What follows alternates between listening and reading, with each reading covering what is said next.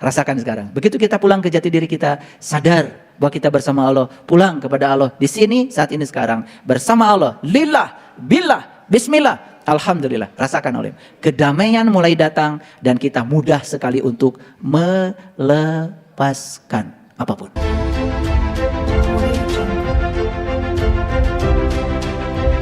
Adalah, apakah saat ini kita sudah pulang ke rumah diri kita?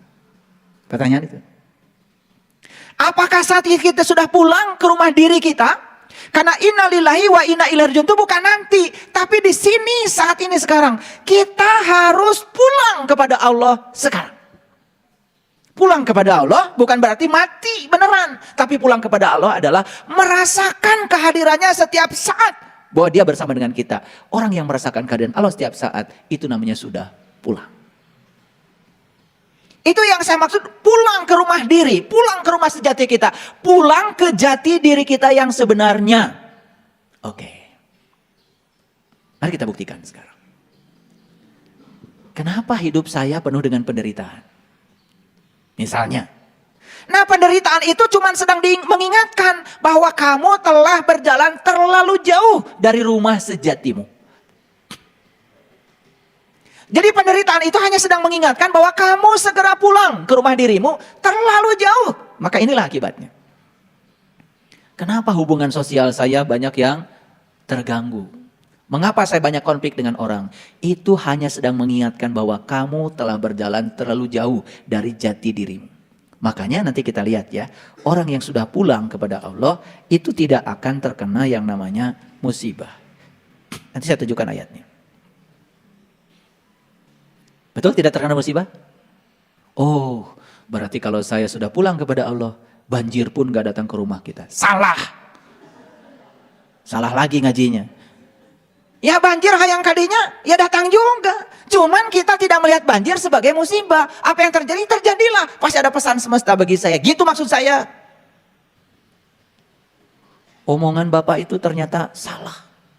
Setelah saya pulang ke rumah diri saya, setelah saya pulang ke jati diri saya, sudah selaras pikiran, kata-kata dengan perbuatan saya, Pak, saya tetap sakit, saya tetap ditipu orang. Siapa yang salah? Saya salah ngajarnya atau yang diajarnya?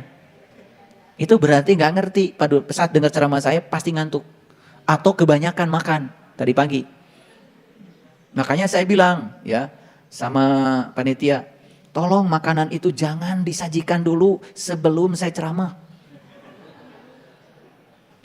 Karena saya khawatir ya makanan itu mengurangi kesadaranmu. Sehingga saat mendengarkan ceramah, kamu sedang berjuang untuk sadar. Karena begitu makanan masuk terlalu banyak, jadi kehilangan kesadaran. Bagusnya dengerin ceramah saya, kosong perutnya.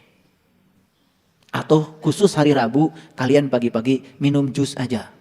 Jus wortel, jus belimbing, jus aja. Spesial Rabu mau dengerin ceramah, biar pinter dikit. Nah, pintar sekaligus juga benar, berarti cerdas, ya toh? Makanya kalau intelektualitas dengan intelijensia beda. Intelektualitas itu ya kognisi, kalau intelijensia kesadaran. Dalam bahasa Inggrisnya juga berbeda, makanya harus hati-hati dengan bahasa. Baik, saya akan tunjukkan. Tadi saya janji apa katanya? Kalau orang yang sudah pulang kepada Allah, itu bebas dari bencana, bebas dari musibah. Ini beneran, beneran, ya, beneran. Baik, kita lihat dulu ya. Saya akan tunjukkan perlahan-lahan. Saya tunjukkan Quran surat Ali Imran ayat 174. Pelan-pelan ya ngajinya biar semua bisa tuntas. Baik, kita lihat ya.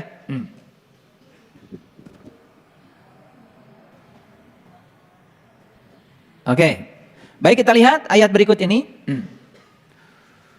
Fangqalabu bi ni'mati minallah wa fadlim. Ya, wa fadlil lam yamsashum su'un wa taba'u ridwanallah wallahu du fadlin adim. Maka mereka kembali dengan nikmat dan karunia dari Allah, mereka tidak akan mendapatkan bencana apa-apa. Asal mereka mengikuti keridhaan Allah. Dan Allah mempunyai karunia yang sangat besar. Jadi mereka yang kembali kepada Allah, fa'an qolabu. Ya. Kembali kepada nikmat Allah, kembali pada karunia Allah. Tahu nikmat ya? Tahu nikmat? Nikmat yang paling besar kan Allah. Makanya nikmat itu hanya diberikan kepada 4 golongan di Quran. Para nabi, para siddiqin, para syuhada, dan para solihin. Ya, siapa nabi? Nabi itu orang yang dapat ilmu, tetapi baru untuk dirinya sendiri. Ilmu apa? Tentu saja ilmu untuk meniti ke dalam diri, agar tahu jati diri. Itu nabi. Siapa siddiqin? Siddiqin itu orang yang membenarkan. Membenarkan nabi. Karena dia sudah mengalami pengalamannya nabi. Bagaimana kita membenarkan nabi kalau belum mengalami pengalaman nabi? Itu namanya siddiqin. Syuhada. Nah, syuhada itu orang yang menyaksikan. Menyaksikan siapa? Menyaksikan apa yang disaksikan nabi. Gitu. Nah, kemudian apa yang disebut dengan solihin? Solihin itu orang yang sudah menjalankan amal soleh. Apa amal soleh? Amal soleh adalah amal yang dilakukan Nabi, yang mengantarkan dia kepada Allah. Ketika amal itu dijalankan, kamu akan jadi solihin. Jadi 4. Jadi oleh karena itu maka yang dapat nikmat di Quran cuma 4. Para nabi, para siddiqin, para syuhada, para solihin. Nah, kalau ingin selamat, kalian harus masuk salah satu dari yang 4 itu. Masuk salah satu. Masuk solihin, udah keren. Syukur-syukur masuk syuhada. Syukur-syukur masuk siddiqin. Gitu. Awas, jangan ngaku nabi. Tetapi sekaum dengan para nabi gak apa-apa ngaku gitu. Asal beneran. Ngaku nabi ditimpukan orang sekampung. Paham? Oke. Nah, ayat ini mengatakan, maka mereka yang kembali kepada nikmat Allah dan karunia Allah, yang datang dari Allah, mereka itu tidak akan mendapatkan bencana. Karena mereka mengikuti keridoan Allah. Jadi bencana tidak bencana ini soal keridoan.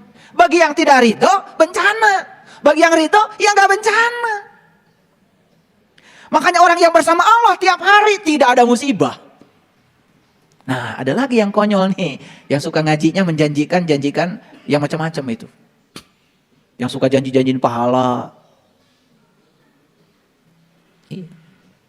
Baca ini sekian kali sambil miring ke sebelah mana, maka utangmu lunas. Ada tuh yang kayak gini nih pengikutnya jutaan. Saya juga nggak ngerti di mana kewarasannya. Utang lunas ya harus usaha, punya duit untuk bayar utang. Baca ini baca itu bisa utang lunas, gimana caranya? Ya, gitu. Makanya kan kalian udah dikasih tahu oleh saya gimana caranya mindahin uang dari rekening orang ke rekening kita. Udah tahu kan? Iya. Makanya orang suci itu pasti sakti. Tapi orang sakti belum tentu suci. Kalian jadi orang sakti, suci aja. Karena saya yakin setiap orang suci pasti sakti. Orang sakti belum tentu suci. Apa yang harus kalian sucikan? Sucikan jiwamu. Jadi ayat ini mengatakan kepada kita bahwa orang-orang yang mengikuti keridhaan Allah, apa mengikuti keridhaan Allah? Ridho dengan apapun yang terjadi. Karena itu dari Allah. Kenapa dia ridho? Karena orang ini sudah dapat nikmat dan karunia Allah. Makanya kuncinya satu, para sahabat. Meniti ke dalam diri, temukan jati dirimu supaya kamu kenal kepada Allah. Supaya kamu mendapatkan nikmat Allah. Setelah kita mendapatkan nikmat Allah, maka kita akan selalu ridho. Apapun yang terjadi, itu dari Allah. Kalau sudah begitu, apa yang bencana? Apa yang musibah? Nggak ada. Baik, kita lihat sekarang. Apa yang paling besar yang harus kita lakukan di hidup ini? 1. Melepaskan.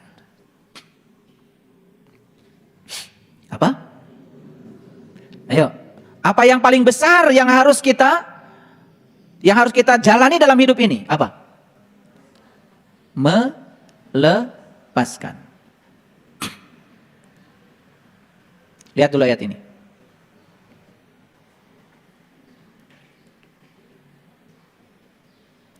Di ayat ini ada kata-kata yang indah seperti ini. Padahal kepadanya lah menyerahkan diri segala apa yang di langit dan di bumi. Baik dengan suka maupun dengan terpaksa. Lihat saya semua. Kalian mau melepaskan dengan suka, boleh. Kalian mau melepaskan dengan cara dipaksa, itu juga pasti akan terjadi. Karena ujung-ujungnya Allah ingin agar kamu melepaskan. Tapi selama ini begitu kita dipaksa untuk melepaskan, kita ini selalu saja bertahan. Itu yang bikin kita sakit. Dan yang paling sakit lagi ketika mati, kita harus dipaksa melepaskan semuanya dengan kematian. Dulu kalian bekerja, pensiun. Bukankah semesta ngasih karunia? Lepaskan. Kita punya anak dari kecil ya, dirorok sampai besar, sudah besar dinikahkan, pergi. Lepaskan. Ada orang, anaknya mau pergi udah nikah, dikekewek terus. Dahar tedahar riung wong pulung. Nah, loh. Kita punya uang, ada cara semesta untuk melatih kita melepaskan. Ada orang yang datang kepada kita pinjam uang, mungkin gak bayar lagi, lepaskan.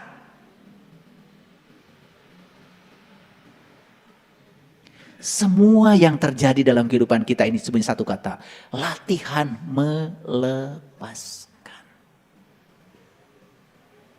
Maka di Quran dikatakan, la tamutunna illa wa antum muslimun, janganlah kau mati kecuali kamu sudah melepaskan. Lihat saya semuanya. Muslim itu orang yang sudah damai. Dan damai itu kuncinya cuma satu, melepaskan. Ada yang datang kepada saya, ayah, saya baru tinggal suami sebulan yang lalu. Terus masalahnya apa? Supaya saya bersimpati, luar biasa ibu, kasihan ya suaminya mati, gitu. Datang ke saya nggak kayak gitu. Saya bilang, lepaskan. Saya tanya masalah Anda apa? Sekarang saya sedih itu karena kamu nggak melepaskan. Diikat terus, itu dipanggil oleh Allah, sudah mencapai puncaknya kehidupan. Dipanggil sama yang punyanya. Kenapa kamu yang sewot?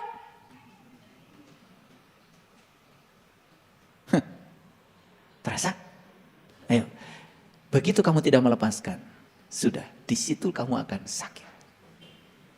Lihat saya, tangan saya sekarang saya tempel di sini. Nih, lihat nggak? Lihat, saya lepaskan.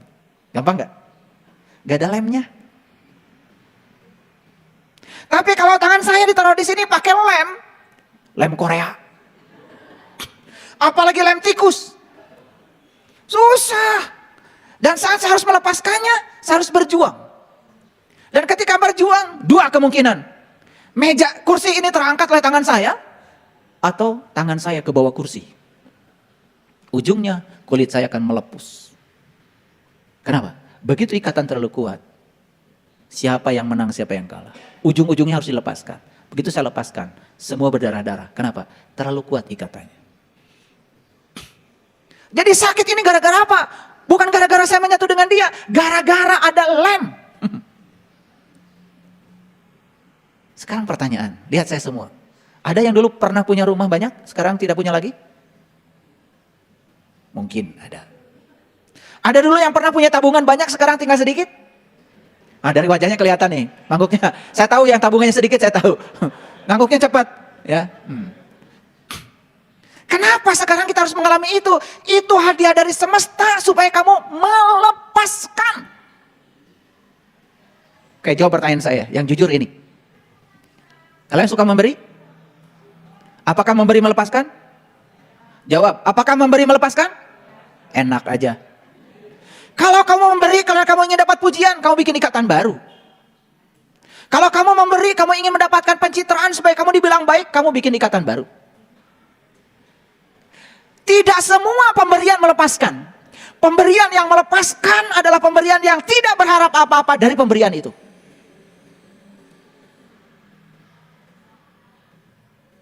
Kalian mau ngasih sama saya sebagai guru hadiah. Biar saya dapat perhatian dari ayah guru. Gak usah ngasih.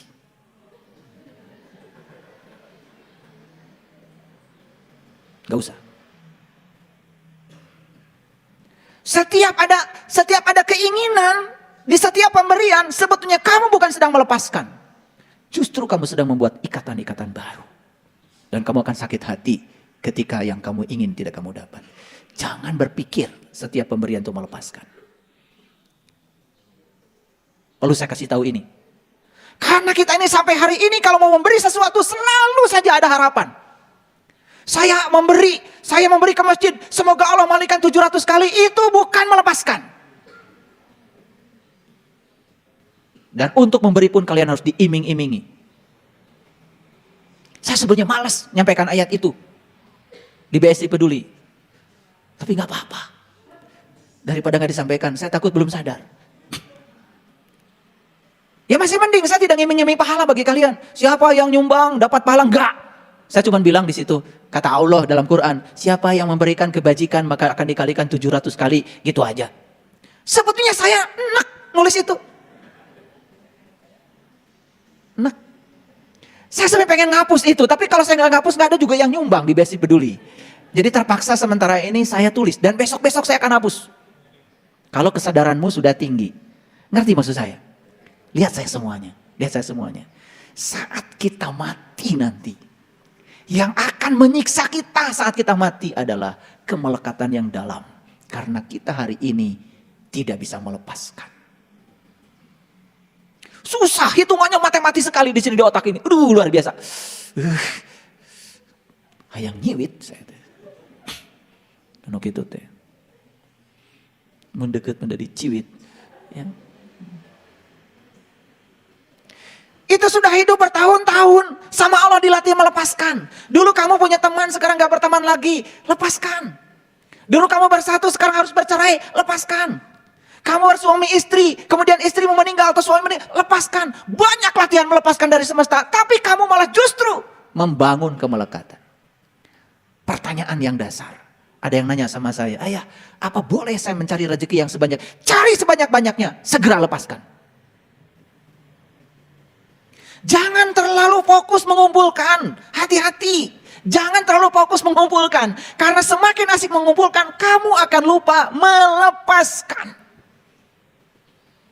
Makanya saya bikin BSI Peduli itu ini buat latihan. Supaya matinya gak sakit. Jadi kalau ada yang mati sakit, salah. Karena gak ngasih sumbangan ke BSI Peduli.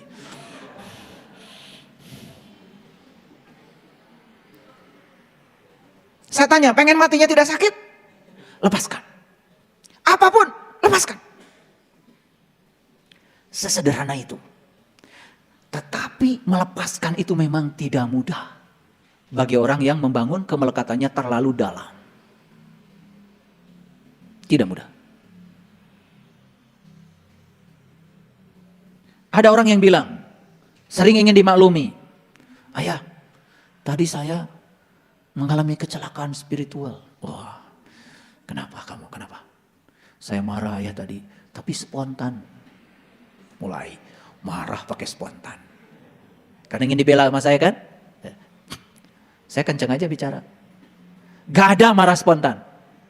Marah itu akumulasi. Marah itu watakmu. Kalau kamu sekarang marah walaupun sebentar, itu akumulasi dari semua yang kamu kumpulkan selama ini. Sekarang keluar aslinya. Gak ada marah spontan. Semua yang terjadi walaupun spontan itu adalah watakmu, itu pribadimu. Ada yang minta suaminya, minta maaf sama istrinya, maaf ya sayang. Tadi ayah marah, tapi spontan. Enggak, itu. Itu sudah terprogram itu, ya. Terprogram dalam dirimu. Gak ada yang spontan. Itu adalah watakmu. Itu asli dirimu. Maaf ya. Udahlah. Berkasih sayang aja dengan semuanya. Dengan semua makhluk. Dengan pohon berkasih sayang, pohon juga ngasih buah luar biasa. Dengan manusia berkasih sayang, pasti kalau kita menanam cinta, dianya cinta. Maaf ya. Dengan pasangan kita di rumah berkasih sayang.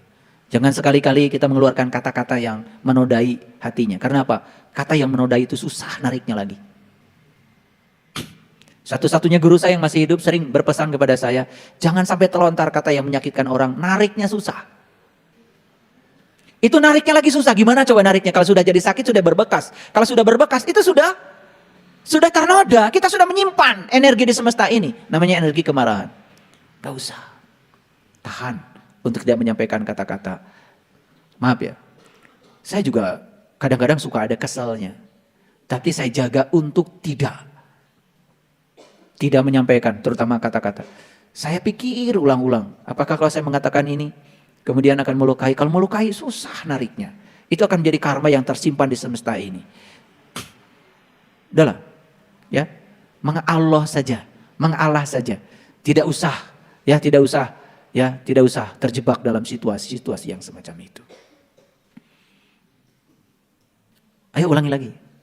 Jadi orang-orang yang sudah kembali kepada Allah, kembali pada nikmat Allah, kembali kepada karunia Allah, kembali kepada keridhaan Allah, hidupnya bersama Allah, matinya bersama Allah, tidak ada bencana, tidak ada musibah.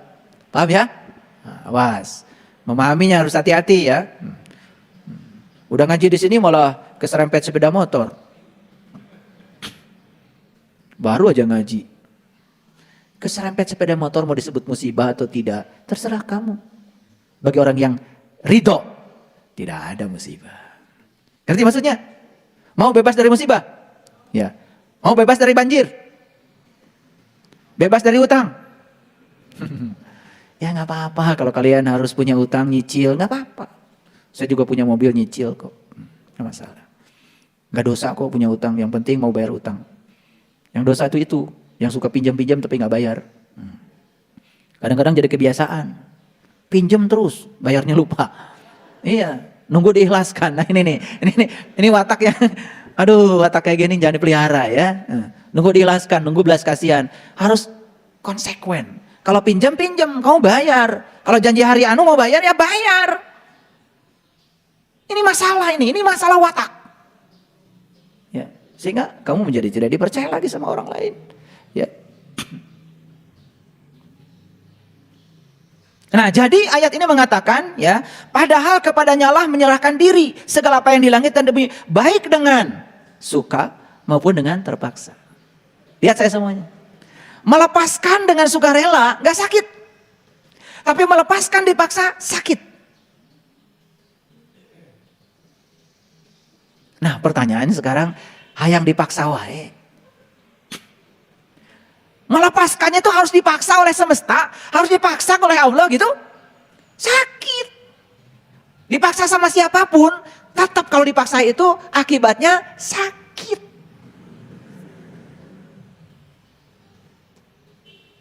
Udahlah sekarang. Ayo, selepas dari sini, latihan. Nah itulah pentingnya kita pergi sekarang ke rumah sejati kita. Pergi ke rumah diri kita yang sebenarnya, pulang kepada Allah. Bersama dengan Allah semuanya menjadi mudah. Gak ada musibah, gak ada bencana. Kenapa? Bersama dengan Allah kita menjadi mudah melepaskan. Ya Allah, terima kasih. Saya dikasih rezeki yang luar biasa. Hati-hati. Ketika rezekimu luar biasa, tidak sebanding dengan upayamu, hati-hati, itu bukan berkah. Ada yang licik, ya. Jadi pegawai negeri, sipil, maaf ya, kerjaan tiap hari, jalan-jalan, gaji dapat.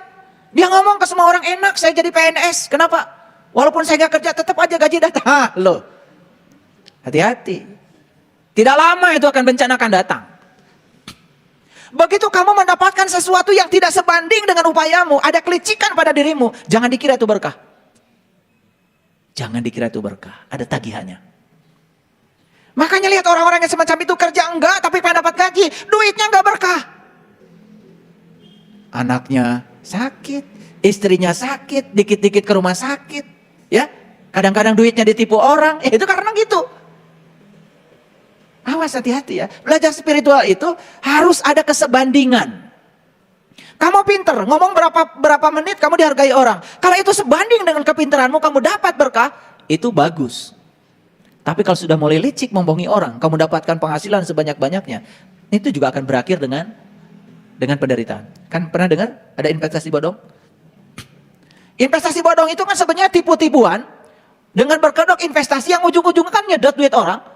Dia mencari rezeki dengan cara yang tidak sebanding dengan upaya dia. Dia kira itu bagus.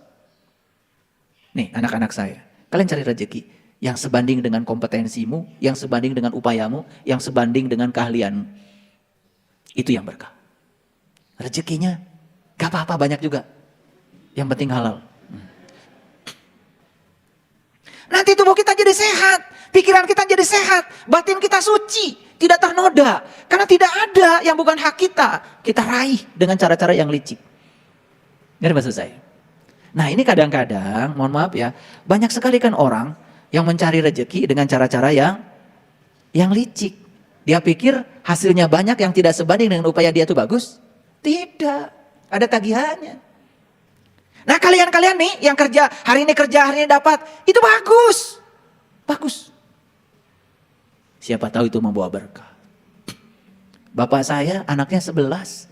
Kerja di perkebunan teh cuman sebagai manor besar teknik. Yang gajinya itu ya sebulan gak cukup. Tapi kami ya bisa sekolah semua. Aneh kan? Nah, itu berkah namanya. Karena yang beliau dapat sebanding dengan yang beliau keluarkan. Sebanding dengan kerja keras yang beliau lakukan. Jadi kalau kita mendapatkan keuntungan yang berlimpah. Tidak sebanding dengan upaya kita, hati-hati. Periksa oleh kita, ada kelicikan kita nggak di situ? Kalau ada kelicikan, menyelinap jadi rezeki kita, itu membawa masalah dalam hidup kita. Maaf ya, mungkin duitmu tuh nanti habis buat cuci darah. Makanya hidup tuh yang paling enak itu jujur. Tadi jujur apa? Jujur apa tadi? Pikiran sama, tulis pikiran sama dengan perkataan, sama dengan perbuatan, gitu aja. Definisinya nggak pusing-pusing. Jujur adalah, pokoknya pusing lah. Pokoknya apa yang kau pikirkan, itu yang kau katakan, itu yang kamu lakukan. Lihat. Itu yang membuat seseorang itu selalu kelihatan cantik dan ganteng. Jadi kalau kamu ingin kelihatan cantik sepanjang hidupmu, kelihatan ganteng sepanjang hidupmu, sudah jujur aja. Percaya sama saya. Yang perempuan cantik di usia berapapun kalau jujur. Yang laki-laki ganteng di usia berapapun kalau jujur. Percaya sama saya, cantik dan ganteng. Paham ya? Gitu. Gimana ayah? Saya kan wajahnya jelek. Jujur kamu. Insya Allah kamu tetap jelek.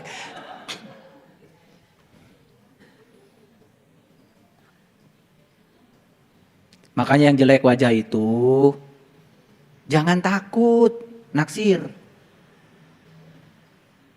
Karena yang berhak takut itu yang ditaksir.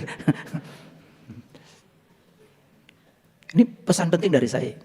Pokoknya kalau jujur itu, pagar kita. Nah, tahu pagar? Pagar tuh? Pagar itu bukan sekedar pelindung loh. Tapi pagar itu juga bisa jadi hiasan. Coba rumah kita dikasih pagar, gak ada orang manjat. Dan pagar itu bukan sekedar pelindung, tapi juga bisa perhiasan. Apalagi pagarnya pagar hidup. Betul gak? Coba bikin pagar di depan rumah pakai pohon singkong. Kan tiap pagi mundur singkong. Betul gak? Itu pagar. Bahkan pagar itu bisa ngasih makan sebetulnya. Kalau jujur jadi pagar kita, apa yang terjadi? Dipagerin. Maka kita akan menjadi terlindung, ganteng, betul? Karena ada pagarnya, ada sarungnya. Maaf ya, makanya udah usaha kecil-kecilan, gak jujur lagi, ya tambah kecil. Coba, jujur deh, jujur. Apa yang kamu katakan, lakukan. Jangan suka menarik perkataan. Kalian kadang-kadang ngomong suka basa-basi, jadinya basi. Contoh begini, ayah, sebetulnya sih saya pengen ngaji. Cuman, kalau kamu nggak datang di sini, kamu tuh nggak pengen. Kalau pengen pasti ada jalan dari semesta untuk datang di sini. Ngerti maksud saya? Jangan ngomong gitulah sama saya, basa-basi itu. Sebenarnya saya pengen datang, cuman kamu itu nggak pengen datang. Kalau pengen datang itu harus ada di sini. Ke saya jangan ngomong gitulah, itu kan menghina saya. Cuman kadang-kadang saya kan harus ngelus dada aja, ya. Lihat anak-anak saya model-model kayak gitu, ya. Basa-basi, basi jadinya. Jadi oleh karena itu, kalau nggak mau datang, nggak usah ngomong gitu. Karena kalau kamu nggak mau datang, ya kamu juga tidak akan ada di sini. Kalau mau datang dan kenceng maunya, ya pasti ada di sini. Karena begitu kita mau, semesta akan ngasih jalan untuk ada di sini. Paham maksud saya? Nah, ini adalah pelajaran penting supaya kita tidak banyak basa-basi. Oleh karena itu, yuk, mau pulang sekarang? Pulang sekarang. Pulang kepada Allah, gak usah nunggu mati nanti. Karena kalau kita pulang di kehidupan yang sekarang, kita akan pulang sempurna di kematian nanti. Kullu nafsin za'iqatul maut. Setiap yang bernyawa harus merasakan rasanya hidup, rasanya mati. Setiap yang bernyawa harus merasakan rasanya mati. Merasakan rasanya mati justru ketika kita masih hidup. Karena kalau udah mati maka kalian tidak akan bisa merasakan rasanya mati. Kasihan dong orang mati merasakan rasanya mati. Orang mati mah nggak ngerasain apa-apa, disabunin apa, mau dibakar kek, mau di apa nggak masalah. Ya, mau meninggalnya di sungai, mau meninggalnya di laut nggak masalah. Yang masalah kan kita. Sama-sama ke bumi kok, betul nggak? Ya sama-sama ke bumi, nggak terbang ke Mars. Orang jatuh dari pesawat kan sama ke bumi. Mau dikuburkan dimanapun kembali ke bumi kan? Nggak masalah. Yang masalah tuh kita, karena senang memasalahkan yang bukan masalah. Riweh. Iya, orang naik haji, mati di Mekah, telepon kerajaan Saudi, mohon jenazah kedua orang tua saya dikembalikan ke kampung halaman. Riwah tuh ongkosna, duit ke haji ge nginjem, tamah balikna, kudu mulangkeun nu modar. Buat apa? Dikubur di Mekah dengan dikubur di Jelekong sama nggak? Sama, kembali ke bumi, betul nggak? Tidak kembali ke Mars, tidak kembali ke Pluto, sama. Cuman kita aja, pakai betul nggak? Iya. Nah, ini penting. Jadi oleh karena itu, yuk pulang. Ya. Jadi innalillahi wa inna ilaihi raji'un itu kapan? Di sini, saat ini, sekarang. Ayo pulang kalian, pulang. Nah, saya sudah kasih tahu indikatornya. Kalau kita dalam hidup banyak masalah, pulang. Kalau dalam hidup banyak penderitaan, pulang. Di rumah cekcok terus, pulang. Ayo pulang. Pulang ke jati diri. Begitu kalian pulang, maka kalian akan menjadi pengasih, penyayang bersama Allah itu luar biasa. Gelang, sipatu gelang, si rama-rama. Mari pulang, marilah pulang ke rumah diri kita. Gitu. Balik. Ya, rasakan sekarang. Begitu kita pulang ke jati diri kita, sadar bahwa kita bersama Allah, pulang kepada Allah di sini, saat ini, sekarang, bersama Allah. Lillah, billah, bismillah. Alhamdulillah, rasakan oleh kedamaian mulai datang dan kita mudah sekali untuk melepaskan apapun. Gak ada lagi saya nanti menerima keluhan itu. Anak saya pergi meninggalkan keluarga, lepaskan. Nanti juga balik. Istri saya sedang di mertua, sekarang sedang niis karena pas saya antep. Kayak balik. Ya, iya. Makin ruwet di sini, makin ruwet di luar. Makin damai di sini, like attracts like. Begitu menciptakan kedamaian di dalam, yang damai di luar akan datang. Begitu menciptakan kebahagiaan di dalam, yang damai keluar. Makanya berhenti membicarakan yang kalian tidak ingin dalam hidup. Bicarakan saja yang kalian ingin. Maka yang akan datang dalam kehidupanmu pasti yang kamu ingin.